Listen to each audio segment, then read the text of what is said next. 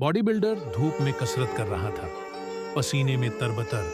तभी ये बिल्ली धीरे धीरे एक पानी की बोतल खींच कर लाती है। बॉडी बिल्डर बोतल से पानी पीता है, मगर फिर भी गर्मी कम नहीं होती। फिर बिल्ली अपनी छोटी छोटी पैरों से एक बड़ा सा कूलर खींच कर लाती है। कूलर को ऑन करता है। जैसे ही ठंडी हवा चलती है, बॉडी बिल्डर का चेहरा खिल उठता है। एक सुकून भरी मुस्कान उसके चेहरे पर। बॉडी बिल्डर उसे गोद में उठाकर हंसी मजाक करता है, लेकिन बिल्ली उदास बैठी है क्योंकि किसी ने लाइक सब्सक्राइब नहीं किया।